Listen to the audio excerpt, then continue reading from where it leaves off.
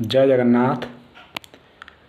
अपने इस वीडियो के द्वारा मैं आपको जानकारी देने जा रहा हूँ कि कार्तिक के महीने में कौन कौन से धार्मिक कृत्य करने चाहिए जिससे कि जीवन में सकारात्मकता बढ़े, जीवन आगे बढ़े। जिस तरह शरीर सुचारू ढंग से काम करे उसके लिए भोजन की ज़रूरत होती है, ऐसे ही अपनी उन्नति के लिए जो विद्वानों ने कुछ धार्मिक कृत्यों की व्यवस्था की है उनके बारे में मैं जानकारी आपको दे रहा हूँ। कार्तिक के महीने में कार्तिक स्नान का विशेष महत्व है। एक महीने तक यदि कोई भी साधक या साधिका कोई भी प्रातःकाल स्नान करता है तो उसके सारे पाप नष्ट हो जाते हैं। कार्तिक स्नान का ऐसा महत्व है, ऐसा विधान है।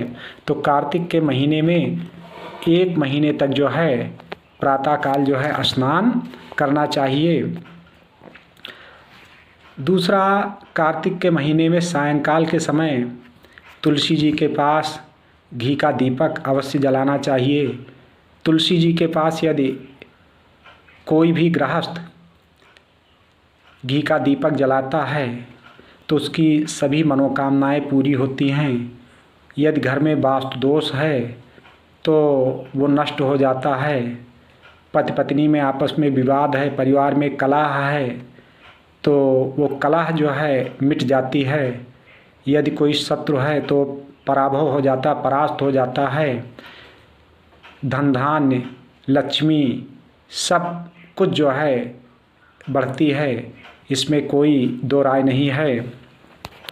तो इसलिए सुख समृद्धि एवं आरोग्यता के लिए तुलसी जी के पास कार्तिक के महीने में एक महीने तक सायंकाल घी का दीपक अवश्य जलाएं।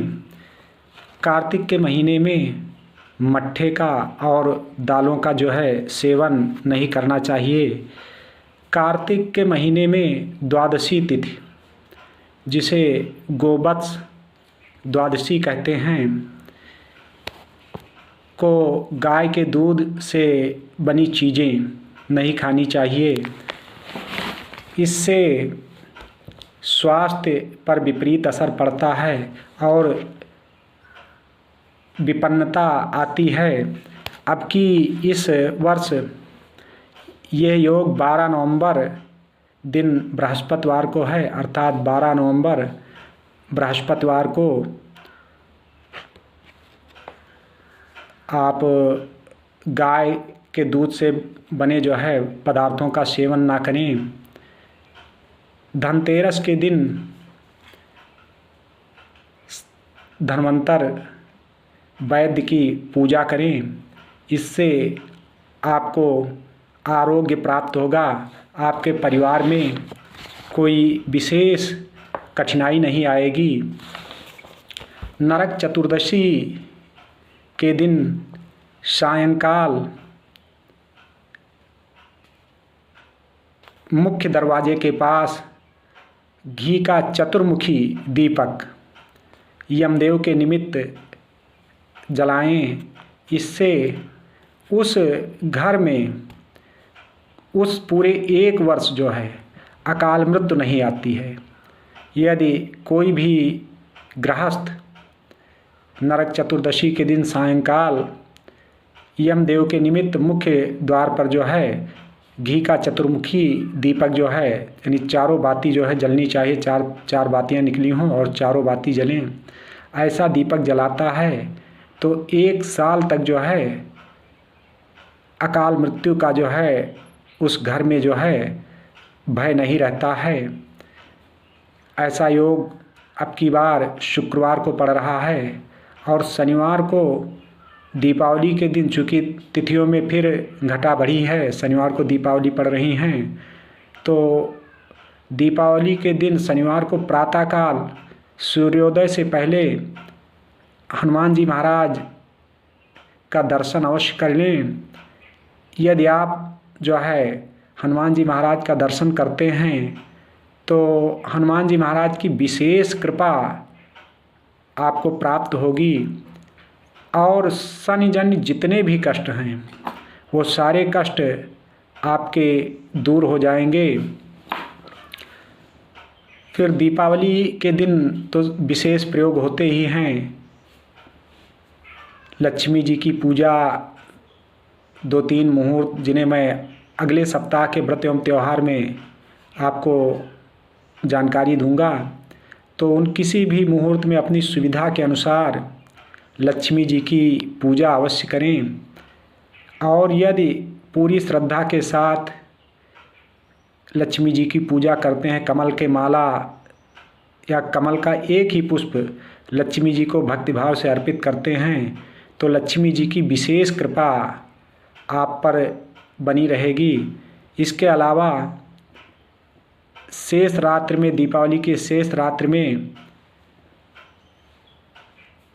अर्थात शनिवार की रात और रविवार की भोर में गन्ने से सूप बजा करके दरिद्र का निस्सारण जरूर करें। दरिद्र को जो है घर से ज़रूर भगाना चाहिए।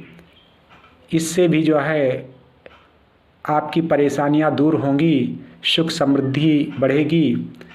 भैया दूज के दिन अर्थात सोमवार को यदि संभव हो तो बहन के साथ यमुना नदी में स्नान करना चाहिए।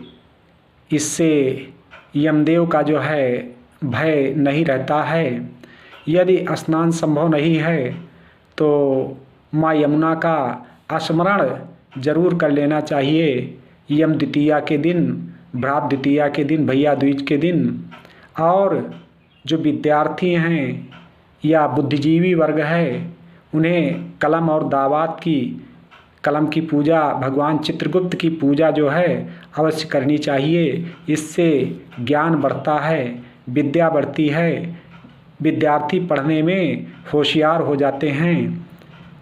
और कार्तिक के महीने में एक और विशेष महत्व की बात आपको बता दूं कि चूँकि 1 महीने का जो कल्पवास होता है अयोध्या धाम का, बड़े सौभाग्य से जो है कल्पवास का 1 महीने में जो है 1 महीने तक अयोध्या जी में सरजू जी के किनारे सरजू जी में स्नान करने का सौभाग्य प्राप्त होता है।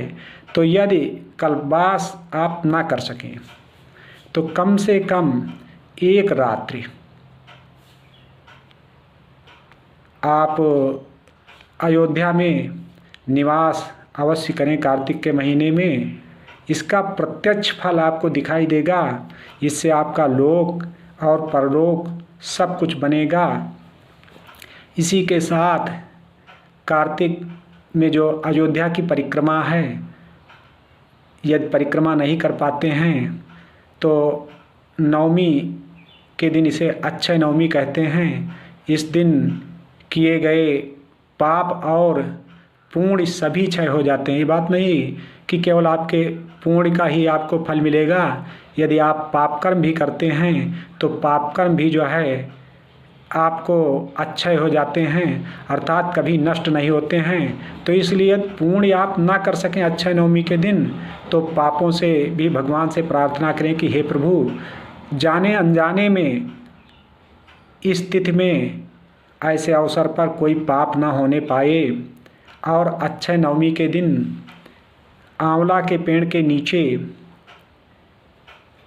मिष्ठान का भोजन का भी विधान है कि आंवला के पेड़ के नीचे ब्राह्मण को भोजन कराना चाहिए, पकवान का जो है भोजन कराना चाहिए और स्वयं जो है भोजन करना चाहिए। ये बहुत ही पुण्य फलदायी होता है। तो इसलिए ये जो बातें आपको जानकारी दी हैं इनको आप करें और उसके बाद इसका परिणाम देखें कि आपको साल 6 महीने के भीतर आपके अंदर क्या परिवर्तन महसूस होते हैं। आपके घर में, आपके मित्रों में, आपके साथ कैसे जो है परिवर्तन आते हैं। इन प्रयोगों को करें, इन बातों को अपने जीवन में उतारें। निश्चित रूप से आपका जीवन मंगलमय होगा। जय जगन्नाथ।